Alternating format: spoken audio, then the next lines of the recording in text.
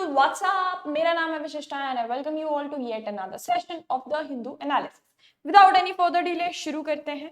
हम आज डिस्कस करने वाले हैं कि 7th, 8th और 9th ऑफ जनवरी को क्या क्या हुआ।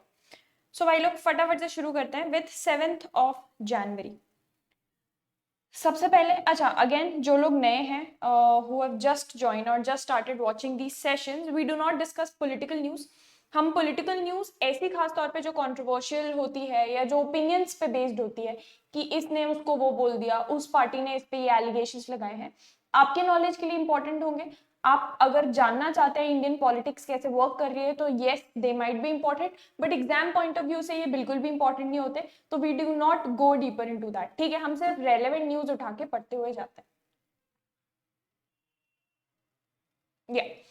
सो सबसे पहले जैसे यहाँ IED blast by suspected Maoist kill 9 in Bijapur, ये अब थोड़ा सा क्रिमिनल साइड पे न्यूज हो गई। अगेन इस तरीके के क्वेश्चंस आपसे नहीं पूछे जाएंगे जब तक बहुत ज्यादा इंपॉर्टेंट कुछ नेशनल लेवल का नहीं होता, तब तक इस तरीके के क्वेश्चंस आपसे नहीं पूछे जाते। आप धीरे धीरे करके सेशंस देखेंगे, आपको समझ में आ जाएगा कि क्वेश्चंस किस तरीके से और कहाँ कहाँ से आता है, ठीक है। अच्छा, अब ये पूछा जा सकता है, एचएमपीवी की बात हो रही है, ये एक नया वायरस स्ट्रेन जो पाया गया है अगेन चाइना में, और खासतौर पे नॉर्थ चाइना में काफी ज्यादा फैल रहा है। तो HMPV occurrence not new to India, no cause for alarm, ऐसा हेल्थ मिनिस्ट्री का कहना है। अब एक अगेन कोविड जैसा ही नया स्ट्रेन जिसमें रेस्पिरेटरी डिसऑर्डर सामने निकल कर आ रहे हैं, खासतौर पे बच्चों में, 14 साल 15 साल से नीचे के बच्चों में और एजेड लोगों में ये ज्यादा, मतलब they are more vulnerable to this train. तो ये क्या है, क्या डरने की बात है, क्या कोविड जैसे वापस से लॉकडाउन लगेगा, ये सारी बातचीत चल रही थी। तो हेल्थ मिनिस्ट्री ने इसके ऊपर रिसर्च की है, हेल्थ मिनिस्ट्री ने जानकारी इकट्ठी की है और उसके बाद गाइडलाइंस इशू की है। इसका फुल फॉर्म है ह्यूमन मेटानीमो वायरस, ठीक है। Human metapneumo virus has been in circulation globally. अब लोगों को लग रहा है ये हाल ही में निकल के आया, बट एक्चुअली में आज से आराम से 20-25 साल पहले ये पहली बार डिटेक्ट हुआ था। अगर last known information we go about तो 2001 में ये पहली बार, that is what the data says, 2001 में ये पहली बार डिटेक्ट हुआ था। तो ऐसा नहीं है कि कोई नया स्ट्रेन या नया वायरस निकल के आया है, ये बहुत सालों से चलता आ रहा है, अभी बस बहुत सारे केसेस इसके सामने आ रहे हैं। Even in India health ministry ने ऐसा बोला है कि कोई भी इंडिया में जो इन्फेक्ट हुए हैं उनकी कोई हालांकि ट्रैवल हिस्ट्री नहीं रही है टू चाइना या कोई भी ऐसे इन्फेक्टेड एरिया। सबसे पहले ट्रैवल हिस्ट्री चेक करते हैं ना, कि अगर किसी में ये वाला वायरस निकल के आया है या डिटेक्ट हुआ है तो has that person travelled to any part of the world जहां पे ये वायरस फैला है। तो जिन लोगों में इंडिया में डिटेक्ट हुआ है ना, उनकी एज सच कोई ट्रैवल हिस्ट्री नहीं रही है टू एनी सच कंट्री, ठीक है। The virus occurrence in India is not new, तो उनका ये कहना है कि ये जो वायरस इंडिया में अब आ रहा है ना, ये कोई नई बात नहीं है। Clarification came after the infection was confirmed in 2 infants in Karnataka and Gujarat. Union health minister जो हमारे जेपी नड्डा हैं, उन्होंने एक वीडियो रिलीज किया और उसमें उन्होंने ये बोला है कि जो हेल्थ एक्सपर्ट्स हैं उन्होंने बाकायदा क्लैरिफाई किया है कि एचएमपीवी कोई नया वायरस नहीं है। इनफैक्ट पहली बार ये आइडेंटिफाई 2001 में हो गया था और तब से ही पूरे दुनिया में ये सर्कुलेट कर रहा है। एचएमपीवी स्प्रेड करता है थ्रू एयर, क्योंकि ये रेस्पिरेटरी डिसऑर्डर है, तो कोई छींक दे खांस दे, एयर के थ्रू स्प्रेड करता है बाय वे ऑफ रेस्पिरेशन। मतलब मेरे आसपास आके कोई जिसको एचएमपीवी है वो आके इफ दैट पर्सन कफ्स और जैसे मैंने अभी किया या स्नीजेस, तो एयर के थ्रू इसके पार्टिकल्स ट्रैवल करके फैल सकते हैं। This can affect persons of all age group. अच्छा, मैंने बोला स्पेसिफिकली ज्यादा वल्नरेबल कौन होता है, लेकिन अफेक्ट सबको कर सकता है। जो हेल्थ सिस्टम और सर्विलेंस नेटवर्क है ऑफ द कंट्री वो काफी ज्यादा विजिलेंट है, मतलब उन्होंने कड़ी नजर रखी हुई है और कोई चिंता करने की बात नहीं है बेसिकली, क्योंकि लोग कोविड के बाद इतना ज्यादा पैनिक करने लगे। इस तरीके का कोई भी डिजीज सामने निकल के आता है तो कि कोई छोटी मोटी बात भी होती है ना तो लोग घबरा जाते हैं कि भाई अब कोविड वाले दिन वापस आने वाले हैं। everyone has been through their own traumas during covid, सबके अपने अपने ट्रॉमा रहे हैं, सबके people have lost their loved ones, तो लोग बहुत जल्दी अब पैनिक कर जाते हैं। तो सबसे पहले हेल्थ मिनिस्ट्री ने डेटा रिलीज करके ये बताया है कि भाई घबराने की कोई बात नहीं, ये नॉर्मल, इसको फ्लू की तरह ही ट्रीट करें। बहुत एक्सट्रीम रेयर कंडीशंस में और कोई इंसान का इम्यून सिस्टम एकदम ही कॉम्प्रोमाइज्ड है तभी ऐसा हो रहा है कि that person is at the risk of extreme situation या इवन डेथ या फेटालिटी। अदरवाइज इसको कॉमन फ्लू की तरह ही ट्रीट करें, जैसे हमको सर्दी जुकाम होता है उसी की तरह ये वायरस भी है, ठीक है। अच्छा, very important, Justin Trudeau the very famous prime minister of Canada, उन्होंने एज पार्टी चीफ, जो उनकी पार्टी है उनके चीफ थे वो, he has quit as party chief, but अभी for now he is continuing as the prime minister till नए prime ministerial candidate नहीं निकल के आते। तो Canadian prime minister Justin Trudeau ने अनाउंस किया अपना resignation in the face of rising discontent over his leadership. बहुत ज्यादा वहां प्रोटेस्ट वगैरह और बहुत ज्यादा डिसकंटेनमेंट, नाखुशी दिखाई दे रही है पब्लिक में, and about his leadership, and after the abrupt departure of his finance minister signaled growing turmoil within his government। तो उनकी खुद की पार्टी के अंदर ही बहुत ज्यादा बेसिकली डिफरेंशिएटेड ओपिनियंस निकल के सामने आ रहे हैं, बहुत ज्यादा वैचारिक मतभेद जिसको हम बोलते हैं वो सारी चीजें निकल के सामने आ रही हैं। तो उनको ऐसा लग रहा है कि भाई एक जो स्टेटमेंट उन्होंने रिलीज किया इसके थ्रू ये है कि आप मेरी लीडरशिप से खुश नहीं हो तो मैं हट जाता हूँ। बट इन द बैकग्राउंड हम बहुत सारी अभी पिछले कुछ महीनों में, पिछले कुछ साल में दुनिया की गवर्नमेंट्स देख रहे हैं कि कहीं भी किसी भी गवर्नमेंट में अगर ये चीज जैसे ही स्टार्ट होती है ना कि लोग नाखुश हैं बाय द लीडरशिप और उनकी खुद की पार्टी में भी अंदर डिसकंटेंट है, तो उनकी लीडरशिप वैसे भी ज्यादा चल नहीं पाती है। तो उन्होंने, आई थिंक उन्होंने क्या किया है, जब तक टाइम रहते ही हैज रिजाइंड, मतलब इज्जत से खुद ही निकल गए।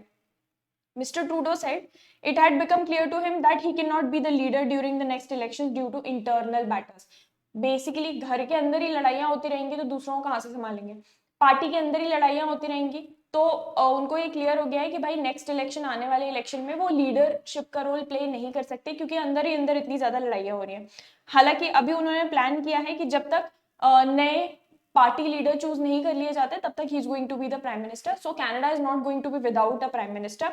उनका ये कहना है, इफ आई कोट हिम, कि I don't easily back down faced with a fight, especially a very important one of our party and the country, लेकिन I do this job because the interest of Canadians and the well-being of democracy is something that I hold dear। कि मैं लड़ाई झगड़ों से नहीं डरता हूँ, मैं ये जॉब इसलिए करता हूँ क्योंकि मैं कैनेडियंस को प्रायोरिटी पे रखता हूँ, यहाँ देश के लोगों को प्रायोरिटी पे रखता हूँ और उनके वेलबींग को प्रायोरिटी पे रखता हूँ, इसलिए मैं ये जॉब करता हूँ। अगर मुझे ऐसा लग रहा है मेरी लीडरशिप के अंदर यही चीजें अचीव नहीं हो पा रही हैं तो I would like to quit. That's what he has said. अच्छा, जो ऑल अदर तीन यहाँ पे मेन ऑपोजिशन पार्टीज हैं उनका ये कहना है कि वो जस्टिन ट्रूडो की जो पार्टी है जिसका नाम है लिबरल पार्टी, उसको टॉपल मतलब अपनी मेजोरिटी से या अपनी जगह से हटाने को बोलते हैं टॉपल, बेसिकली धक्का मार के गिरा देना को टॉपल बोलते हैं। उसको टॉपल करने का प्लान कर रहे हैं। They are going to take a no confidence vote, और जब पार्लियामेंट रिज्यूम होगा उनका वापस से सेशन में आएगा तो अभी वापस स्प्रिंग में इलेक्शन होने वाले हैं। To pick a permanent replacement was almost assured. Justin Trudeau 2015 में पावर आए थे after 10 years of Conservative Party rule. तो 10 साल तक कनाडा में कंजर्वेटिव पार्टी थी, उसके बाद फाइनली 2015 में लिबरल पार्टी आई with Justin Trudeau as the prime minister. और इनिशियली उनकी बहुत तारीफें हुई थी, उनको one of the best leaders of the Liberal Party that has given ऐसा बोला गया था।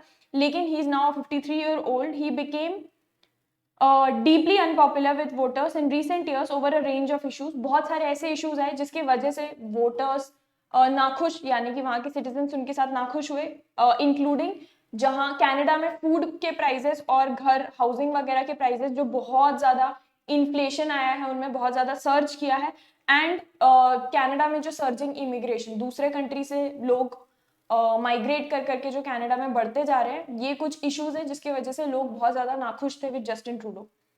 तो इनिशियली जब वो पावर में आए थे he was extremely popular with the public, but धीरे धीरे करके उनकी पॉपुलैरिटी घटती गई एंड इनफैक्ट नेगेटिव वे में बढ़ती गई। So that is probably why he has रिजाइन्ड।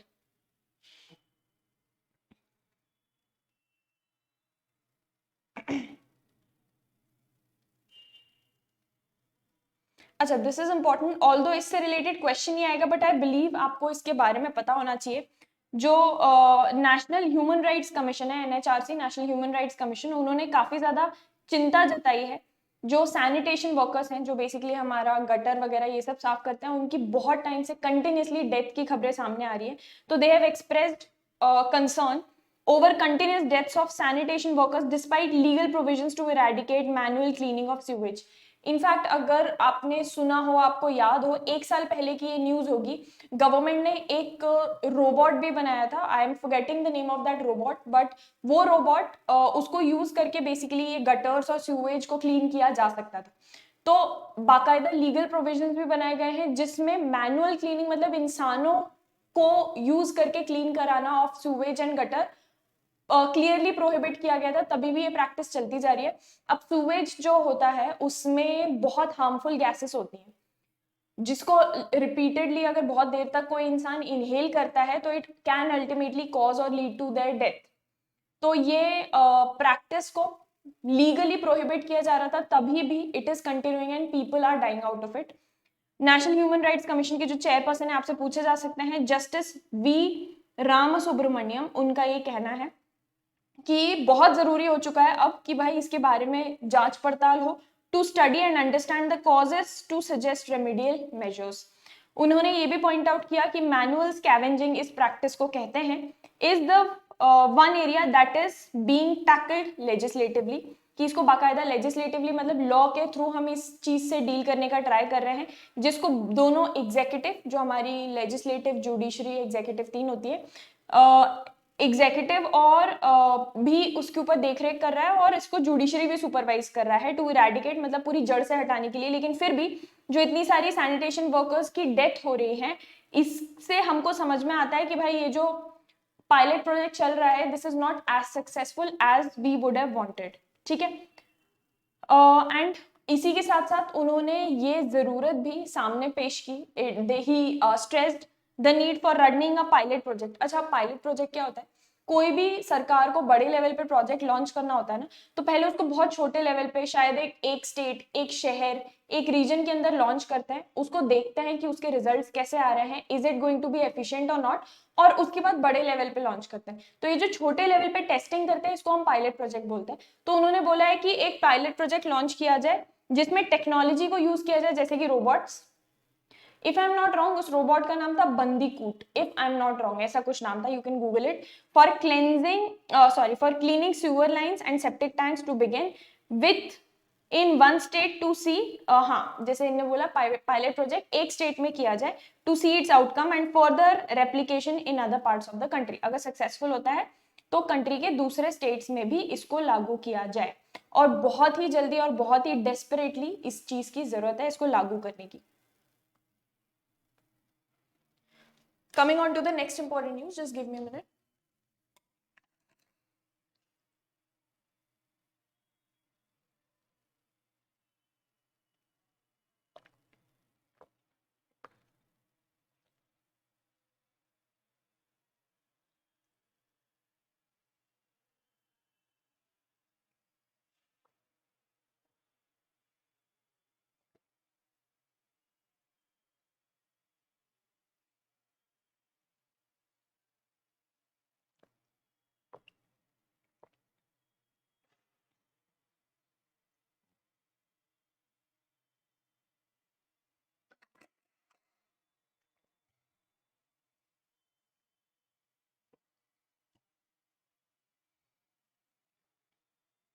हाँ, अब जैसे आप देख सकते हैं यहाँ मोस्टली सारी की सारी पॉलिटिकल या क्रिमिनल न्यूज है, ये सारे आपके एग्जाम पॉइंट ऑफ व्यू से इंपॉर्टेंट नहीं है।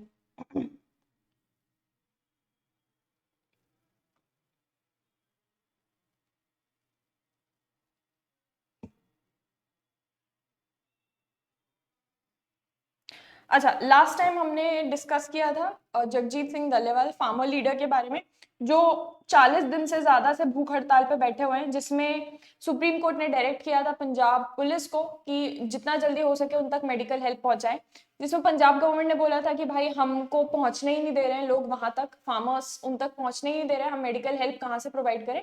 और अल्टीमेटली पंजाब गवर्नमेंट ने बोल दिया था कि भाई सुप्रीम कोर्ट का जो भी डिसीजन होगा उसको हम एक्सेप्ट कर लेंगे इन दिस पर्टिकुलर केस। अब सुप्रीम कोर्ट ने मिस्टर दलेवाल को ही अर्ज किया है कि भाई मेडिकल हेल्प एक्सेप्ट करें।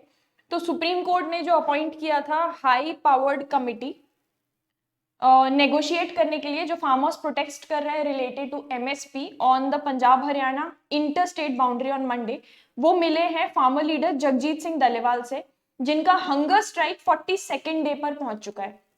जो पहले रह चुके पंजाब हरियाणा हाई कोर्ट के जज हैं जस्टिस नवाब सिंह, इस कमिटी को हेड कर रहे हैं।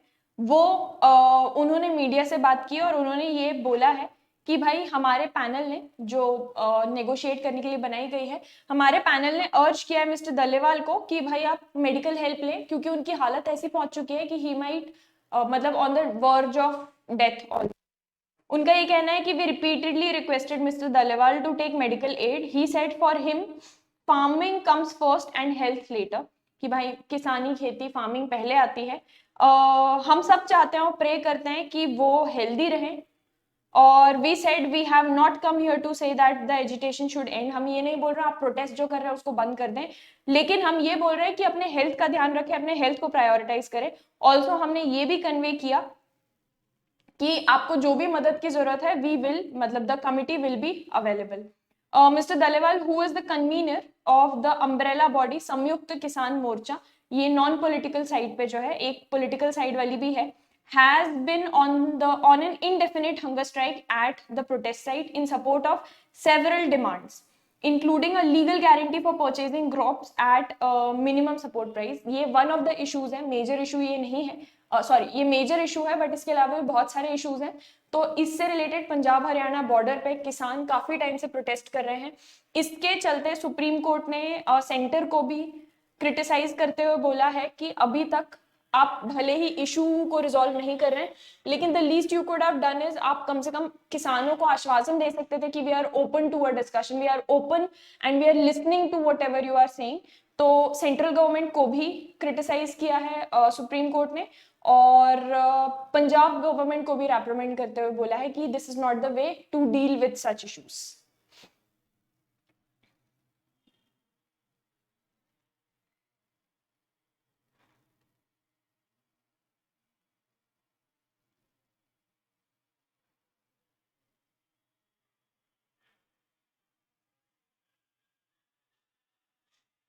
अच्छा, लास्ट टाइम हमने ये पढ़ा था उसी का अपडेट है ये। चाइना एक डैम बना रहा है भाई, जिसके बहुत सारे इन्वायरमेंटल कंसर्न्स भी हैं और मेजॉरिटी वाटर कंसर्न्स हैं कि भाई ब्रह्मपुत्र नदी जो बहकर आती है वो चाइना से इंडिया में आती है, अगर उसके ऊपर डैम बना लिया जाता है तो ऑब्वियसली हमारा वाटर सप्लाई कम हो जाएगा। प्लस हिमालयन रीजन बहुत ही अनस्टेबल है, वहां पे डैम बनाना मतलब कभी भी कुछ ऊंच नीच हुई और वो it's probably going to be one of the largest dams in the world, तो उससे बहुत बड़ा नुकसान हो सकता है आसपास के रीजन में अगर डैम कभी फट गया तो चाइना ने उसका रिप्लाई देते हुए बोला है कि जो उनका प्लान है to build world's biggest dam over Brahmaputra Tibet में नियर द इंडियन बॉर्डर, ये बाकायदा एक प्लान्ड प्रोजेक्ट है और बहुत हमने रिगरस और डीप में जाके हमने वेरिफिकेशन और साइंटिफिक रिसर्च की है और हमको इससे वी आर श्योर कि it is not going to have any negative impact on downstream countries. Downstream मतलब नदी कहीं से बहकर आती है तो जहां से बहकर आती है वो अपस्ट्रीम कंट्रीज हो गई और जहां नीचे तरफ बाद में जाती है वो डाउनस्ट्रीम कंट्रीज हो गई, ठीक है। तो इंडिया और बांग्लादेश डाउनस्ट्रीम कंट्री है फॉर ब्रह्मपुत्र। ये जो प्रोजेक्ट है ये करीब करीब 137 बिलियन डॉलर्स का बन रहा है, लेकिन हिमालयन रीजन जो इकोलॉजिकली फ्रेजाइल माना जाता है, जिसको जो फ्रेजाइल मतलब एक तरीके से हम बोल सकते हैं कमजोर या बहुत अनप्रिडिक्टेबल, उस जगह पे बनाया जा रहा है और वहां पे टेक्टोनिक प्लेट है। अब अगर आपने ज्योग्राफी आपको बचपन में पढ़ी थी, थोड़ी बहुत याद है, तो आपको याद होगा कि टेक्टोनिक प्लेट्स हम पढ़ते थे अर्थक्वेक्स के सब्जेक्ट के अंदर, टॉपिक के अंदर। हमारा जो अर्थ का सबसे ऊपर वाला लेयर है वो इमेजिन करो बहुत सारे छोटे छोटे पजल के पीसेस जैसा बहुत सारी प्लेट्स जुड़ के बना हुआ है और वो प्लेट्स कंटिन्यूअसली बहुत धीरे धीरे मूव करती रहती है because of the lava activity जो अर्थ के कोर में चलती है। अब अगर वो एक्टिविटी बहुत ज्यादा बढ़ जाती है तो ये टेक्टोनिक प्लेट्स काफी ज्यादा मूवमेंट इनका बढ़ जाता है और कभी कभी एक दूसरे में आपस में रगड़ जाती हैं या एक दूसरे के ऊपर भी चढ़ जाती हैं और इन्हीं से अर्थक्वेक होता है। अब टेक्टोनिक प्लेट्स, अब आप इमेजिन करो कि एक प्लेट है, ठीक है, प्लेट के बीचों बीच कुछ रखा है तो चलो वो तो सेफ है, अर्थक्वेक आए तभी भी कंपैरेटिवली, लेकिन दो टेक्टोनिक प्लेट जहां के जुड़ रही है उस जॉइंट के ऊपर हमेशा बहुत ही इकोलॉजिकली फ्रेजाइल एरिया होता है, क्योंकि कोई भी अर्थक्वेक या कोई भी ऐसी एक्टिविटी सीस्मिक एक्टिविटी होती है ना, बहुत ज्यादा इंपैक्ट उस एरिया को वो करने के चांसेस रहते हैं। हिमालयन रीजन इस तरीके का रीजन है। अच्छा, उनका ये भी कहना है कि on the hydropower project in the lower reaches of Yarlung Zangbo river, China has made its position clear. Let me reiterate that the decision to build the project was made after rigorous scientific, same चीज ही बोल रहे हैं भाई, हमने बहुत scientific research किया है और प्रोजेक्ट का कोई भी इकोलॉजिकली और इन्वायरमेंट पे या जोग्राफिकली कोई भी नेगेटिव इम्पैक्ट नहीं पड़ने वाला है और ना ही वाटर रिलेटेड इश्यूज होने वाले हैं नीचे डाउनस्ट्रीम कंट्रीज को, ऐसा उनका कहना है। अब China is known for doing what ever it wants, बहुत ही कम चाइना दूसरी कंट्रीज के बारे में सोचता है, तो फर्क पड़ भी रहा होगा तो उनको फर्क नहीं पड़ता।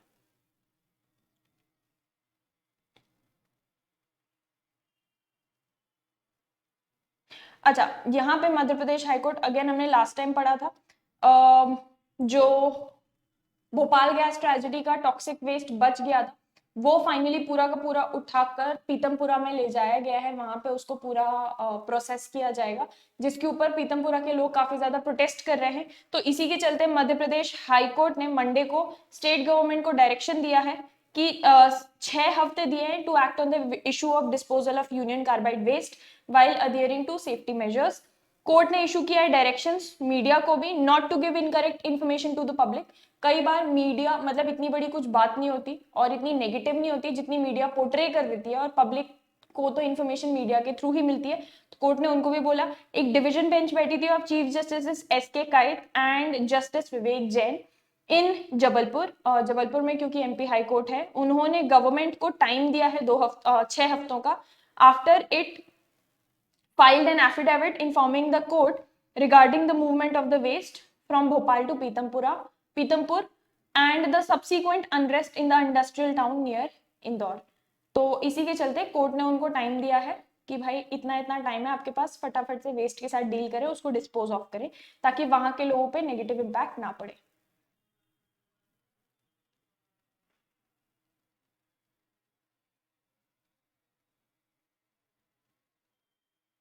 अच्छा, this is very interesting. X यानी ट्विटर का जो new form X's Grok AI नया जो आया है, it has brought about concerns about deep fakes. तो अभी दिल्ली के असेंबली इलेक्शंस आने वाले हैं, उसके पहले आम आदमी पार्टी ने एक artificial intelligence generated deep fake video डाला है of B R. Ambedkar supposedly blessing former Delhi chief minister Arvind Kejriwal पिछले महीने, prompting an AI generated response from Bharatiya Janata party in return। तो भाई अब पार्टीज का वॉर AIs पे आ चुका है। In the run up to Delhi Assembly election, the exchange has reignited the debate over the use of AI in political campaigning and its role in elections. This use of deepfakes has been growing since Grok, the AI chatbot and image generation service offered by X, became available to general public. Unlike the policy followed by other AI chatbots, X का जो owner है Elon Musk, उन्होंने decide किया है कि कोई भी बाकी के जो AI चैटबॉट होते हैं जो आप प्रॉम्प्ट डालो तो इमेज जनरेट कर देते हैं, इलॉन मस्क ने डिसाइड किया है कि इस तरीके का कोई भी इमेज जनरेशन के ऊपर प्रोहिबिशन या रोक टोक वो नहीं लगाएंगे based on real life political figures. बाकी प्लेटफॉर्म्स इसके ऊपर प्रोहिबिशंस लगाते हैं काफी हद तक, leading to a mushrooming of such content on Grok.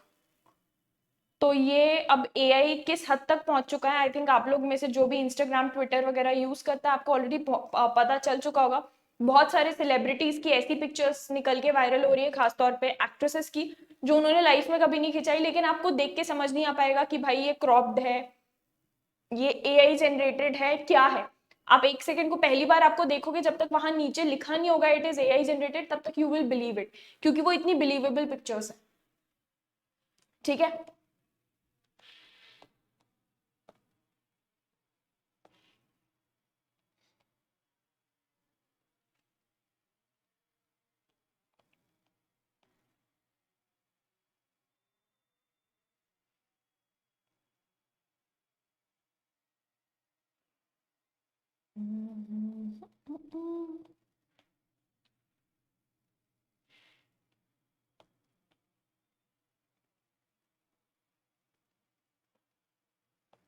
अच्छा, coming on to the next newspaper, Delhi के फाइनली असेंबली इलेक्शंस। तो Delhi is going to vote on 5th of February in assembly poles.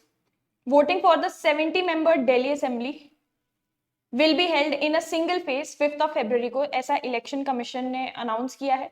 Bye elections to the assembly constituencies of Erode जो east है in Tamil Nadu and Milkipur in Uttar Pradesh will be held on the same date. तो simple date है यहाँ पे, अभी कुछ खास इसमें डीप या डिटेल में जाने का है नहीं। अच्छा, दिस इज क्वाइट इंपॉर्टेंट। पिछले 4 सालों में जो जीडीपी ग्रोथ है उसका लोएस्ट हमने हिट किया है विथ 6.4। तो इंडिया का real gross domestic product, real GDP is expected to rise at a 4 year low pace 6.4 in the financial year, down from 8.2 जो 2023-24 का था। अब आप बोलोगे कि मैम ये हर 2 महीने में तो जीडीपी जीडीपी निकालते हैं, ये क्या खास है? भाई ये पूरे साल का जीडीपी है जो बजट से पहले 7 जनवरी को सरकार रिलीज करती है, ठीक है। बाकी सारे जो हम देखते हैं वो क्वार्टरली होते हैं, ये पूरे के पूरे साल का है। बेसिकली जब हमको पता चलेगा कि भाई हमारी जीडीपी कितनी है तभी जाके तो सरकार बजट बना पाएगी, मिनिस्ट्रीज को एलोकेट कर पाएगी फंड्स, तो ये वही फंड है, ठीक है। पिछले 4 सालों में लोएस्ट जीडीपी हमारा अभी निकल कर आया है 2024-25 का 6.4 के पर। ऐसा जो बेसिकली ऑर्गेनाइजेशन होती है, ऑफिस होता है एनएसओ जो मिनिस्ट्री ऑफ स्टैटिस्टिक्स के अंडर आती है, नेशनल स्टैटिस्टिक्स ऑफिस, उनका कहना था। इससे ये समझ में आता है कि जो कंट्री की इकोनॉमी है that grew 6% in the first half of this financial year is expected to rebound with a 6.8 surge in the second half.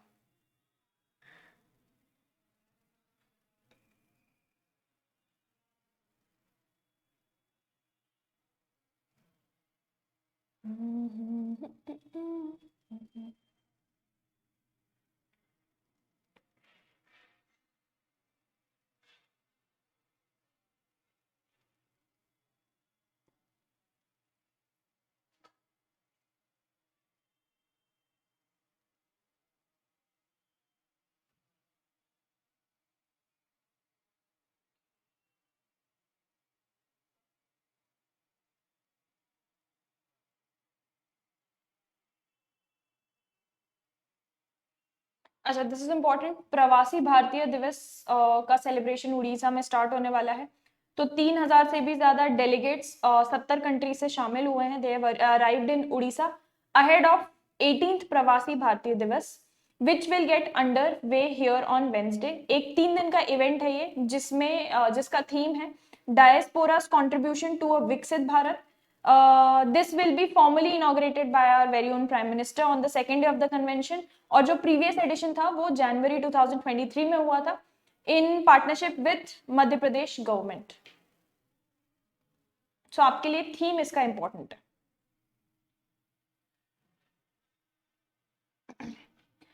अच्छा, coming on to the last newspaper. Tirupati में टिकट की लाइन में बहुत ही ज्यादा भगदड़ और स्टैम्पीड मच गई जिसमें 6 डाइड एंड 20 वर इंजर्ड।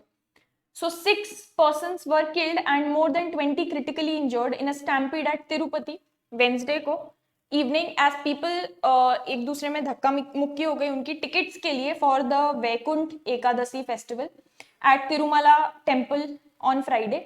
जो चेयरमैन है of Tirumala Tirupati Devasthanam trust board B R Naidu, उनका ये कहना था the TTD has set up around 90 counters at various location Tirupati के, और अनाउंस किया था उन्होंने कि टिकट्स अवेलेबल होंगी सुबह 5 बजे से थर्सडे को। ये अनाउंसमेंट के वजह से फिर thousands of people gathered there और टिकट पाने के चक्कर में, और वहां पे ही टिकट के लाइन में धक्का मुक्की हो गई, भगदड़ मच गई जिसमें 20 लोग इंजर हो गए एंड 6 डाइड।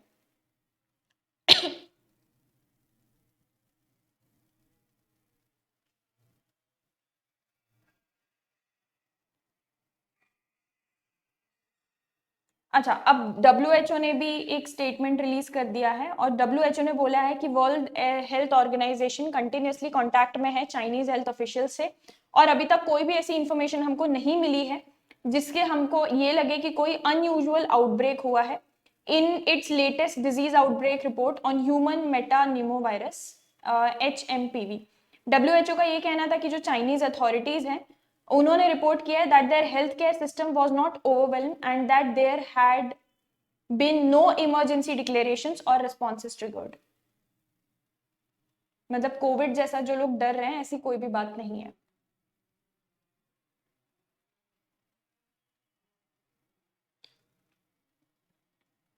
अच्छा, मोस्टली इसके बाद जो सारी न्यूज है they are all political news. So again we are going to meet on the upcoming Tuesday, जब हम डिस्कस करेंगे फ्राइडे, सैटरडे, संडे और मंडे को क्या क्या हुआ है in this session again. So with time the sessions, इनका टाइमलाइन थोड़ा सा बढ़ने वाला है, अपन थोड़ा और डिटेल में डिस्कस करते हुए चलेंगे.